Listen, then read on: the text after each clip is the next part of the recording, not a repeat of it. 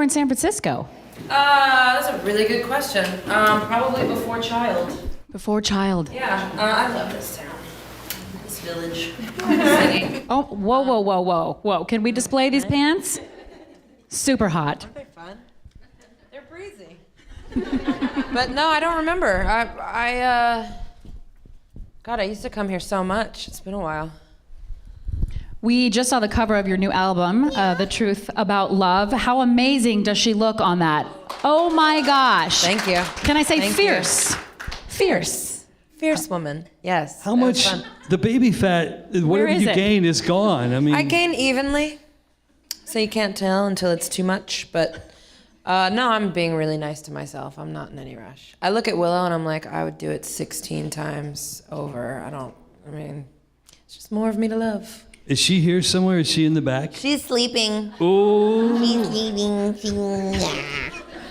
I love her. You tweeted a photo backstage somewhere of you feeding her. Yes. Which is the classiest thing I've ever seen. Aww. Because it had all the costumes, all the shoes, all the show business glamour, and here's the cold side of the spotlights. Just a mother giving dinner to her. Yeah. I thought, what a beautiful moment. It's a very nice moment. She's a hungry little girl. She's like I am. Food. You can bribe her to do anything as long as there's food in your hand. Do you sing to her? I do. What's the song? There's an old song. It's an old war song that I learned from my grandfather, which is it's an alphabet song, but it's A, you're adorable. B, you're so beautiful. C, you're a bundle full of charms. D, you're a darling. And E, you're exciting. And F, you're a feather in my arms. And we sing that. And it's the only way I can get her to. You can sing that to all of us down. too. You know, with the right beat. We actually really enjoyed that. Stop screaming. A, you're adorable. B, you're so beautiful. Stop screaming. So that's our song. With the right rhythm track, that could be a hit. I'm convinced of that. I wanted to put it on my record, but it's someone else's. So. Oh. Do you have to watch your language around the little? I mean, it's too young to know, but. Well, we've started trying. I think it's too late. I think one of my first words was B-A-S-T-A-R-D. Is it okay if you spell it on radio? Very Aretha, that. It's the new respect. I think she's gonna be like, Mom, F-bomb!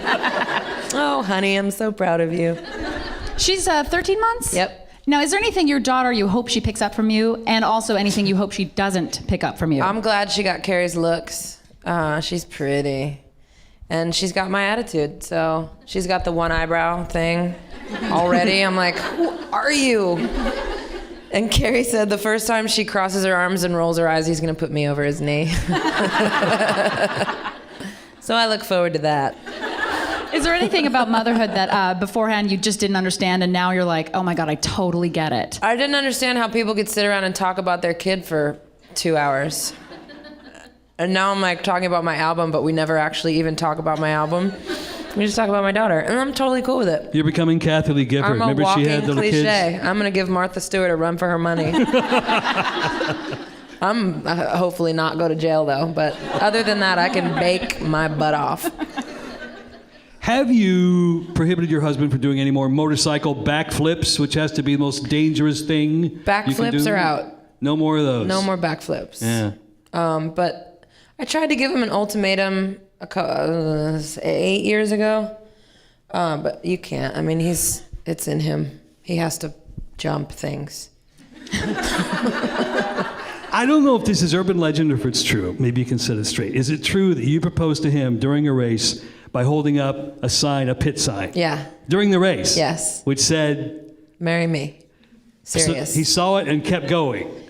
Well, he says he didn't see it. I thought he has this nervous twitch where he kind of shakes his head. It's a thing he does, and I think it's really cute, but not when you're holding out a sign that says marry me. And he's doing that as he keeps going, and I'm like, in public even? But then he saw it the second time and he came off the race. I heard, and this is the urban legend part, that you actually turned the sign around and wrote, "I'm serious!" Yes. And then he came up, he's like, "Are you kidding?" I'm like, well, that would be really terrible of me to stop a race if I was kidding. Was he leading, or had he already blown the race? Because if he dropped out of the race, it's like, I think well. he was in third. He would have made podium. But he went back out for a lap and then he had a flat tire, so he gave me a ride back to the pits. Has fatherhood changed him at all? Yes. In what ways? In every way. I just think it makes you bigger. It makes your heart bigger. And it's really fun to see a man just stumble awkwardly into love for the first time. I mean, truly. I mean, they love us, but, you know, we've hurt them and disappointed them, and we yell at them and make them clean up their dishes. And then he's got this little girl, and he's just like, So she's a charmer, too. She'll get whatever she wants from him. Watch out, boys. Yeah. I'm going to be the mean parent. So you guys had some problems. Now you're back together. Hallelujah. This new album, The Truth About Love. Yes. Some of the painful moments you went through before you got back together, did they show up in these songs? Absolutely. I'm still exercising some demons. See, I had to be nice a couple of years ago because we were getting back together. Now I've got them. I trapped them. Now I can tell them how I really feel. No, I mean, even when you're in a relationship, I think being together is harder than being apart sometimes. You have to work it out, and you have to fight nice, and you have to, I don't know, grow up a little bit. But it's a lifetime of things on that album. Was it tough to write? No, it was so easy. I never have a problem writing. It's talking and trying to explain myself. Where Like right now? Where I run into trouble, especially without expletives. What did you want this album to say? Like, how do you know when you're ready to even release an album? Is there something inside you that's like, okay, it's time? I get on a roll, and I start every record with, oh God, I don't even know if I can sing anymore. It's been so long. I have nothing to say. I'm like a MILF. Who wants to hear what I have to say? Like, what do I even have to say? I mean, diapers and pee and poop and organic squash, and then you just get on a roll, and out it comes. And then 40 songs later, you're like, I should wrap it up. And then you just, I think, I don't know what I'm gonna say before I say it. It's like an argument. Just comes out. And then you get excited and more comes out. Right. So things like da-da-da-da-da-da-da-da-da-da-da. Did that come to you as the first thing in your head as a hook, or do you sit down and write words? That came first. That was the first thing? That came first. I have every journal that I've ever written in since I was about 8 or 9 years old. And Family Portrait was a day where I was just kind of thumbing through my journals. I bring them all the time to my studio sessions, and just kind of thumbing through, and I found this letter or poem I wrote my dad the day he left. And I was like, wow, I haven't read that in a while. God, I should write a song about that. And I used one of the lines, which is, I won't spill the milk at dinner. And out it comes. It just happens. It can be just a memory, it can be a scent, it can be an argument, it can be just anything, and there you have a song. Can I tell you a confession? I've always liked you, but there's a moment I fell in love with you. Oh. I mean this.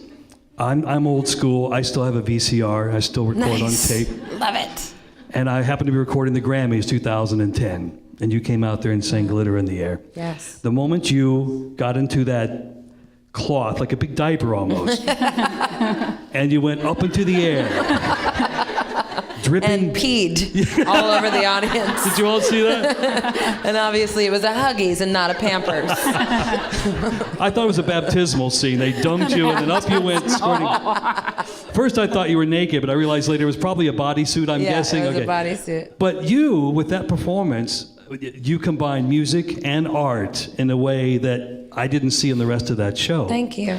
And it blew me away. The reason I mentioned the tape is I had a bunch of my old blue-collar, beer-drinking, dart-throwing friends coming over later that night. And they showed up, and I said, guys, you got to watch this. And I put it on, they go, oh, and all these guys are like transfixed by this beautiful woman spinning high in the air, singing this beautiful ballad. And my question is, how do you maintain the breath control and the vibrato when you're hanging upside down, 40 feet in the air and spinning? How are you able to pull that off? I'd sing better upside down than I do right side up. It's so fun. It's just, and I purposely kind of mess up a little bit because I want everyone to be sure that I'm not lip syncing. It wasn't tracked, yeah. We know. Lip syncing is against my religion. So, I'm like, I'm upside down. It's beautiful. So, but it's really fun. I enjoy it. Was there a safety net that we didn't see? No, because it didn't you can't. Look like... You actually can't. My trainer sat me down before the tour and she said, okay, most airline crashes are pilot error. And she said it's the same with Silks. So you will never drink. You will never go on automatic pilot. You will never take advantage of it. You do not have a safety line attached to you. I have lost friends this way. Take it seriously. And I was like, I'm scared now. But it's very serious. It's serious stuff. My trapeze partner, who is a lifer, he's a circus guy, and that's what he does. That's how he feeds his family. I messed up one time, and he ripped his knee. You know, so you just you have to be very, very careful. I saw one clip on YouTube of you, the line, there was a problem and you went off stage into the crowd. That had to be terrifying. That was not a fun moment. The part that made that great was that it's really hard to impress my husband when it comes to hurting yourself. Honey, look, a compound fracture. It's not that bad. So that was the first time he actually ran to me. So I got up and I was like, I think I'm paralyzed, but you ran. So it worked out. So then he gave me the one, because we were in Germany and none of the EMTs spoke English, and it took them forever to get there for some reason. And after I stopped cursing, he just gave me he's been through it so many times. He's broken 70-some bones, and he was like, all right, move this. I was like, ow! He's like, it's not broken. Moving on. I'm like, but ow! Did you want it to be broken at that point? I just wanted him to be like, honey. Never. So September, you're going to be part of the iHeart Radio Music Festival lineup. Yes. That's in Vegas. Yes. Is Vegas going to be different for you now? You know, I don't know if it changes as a mom or through time or... Carrie's from Vegas, so I've always seen the other side of Vegas, off the strip, the desert. It's beautiful. Mm-hmm. It's a really nice place to be, actually. Red Rocks, and they have a petting zoo out there, and Vegas is cool. And I went when I was about 18 months pregnant. That's how I felt. Anyway, I was walking, and I was in the Hard Rock, and I was so big, and people were like, guys especially, were moving to the other side of the hall. Like I was contagious. I got on the elevator, I was like, don't go in the pool. It's so funny how people act. You shouldn't, I mean, I guess it's a direct insult to people to be pregnant in Vegas. It's the opposite of why people go there. Pink, you have an amazing catalog, more to come, of course. And I got one quick question before you perform. Of all the hit singles you've had, are there any songs you're surprised were a hit? And second question, are there any songs you wanted to release as a single? All of them?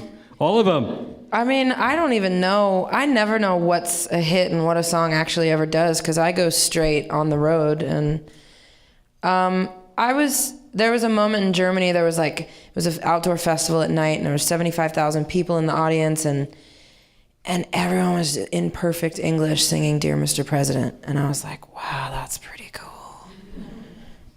Remember that? It was pretty powerful. You're like, wow, that's just that little old ditty. Now everybody knows it. It's cool. That was a fearless song. Hats off for doing that. Thank you. Glad you didn't shy away. Yeah. A lot of artists do. After what the Dixie Chicks went through, a lot of artists wouldn't have the guts to do that. Well, I did that sort of in support of them, in solidarity. But of course, you know, I don't have to get played on country radio, so I had the upper hand. But I love the Dixie Chicks, and I think it's important that we speak out. I think that some people forget that that's what this country is, and dissent is the cornerstone of democracy. And it's like, even now with me on Twitter, it's like, come on, people, what happened to opinions? Really? You want me to die? Okay, well, have a nice life. 'Cause I'm not gonna. So.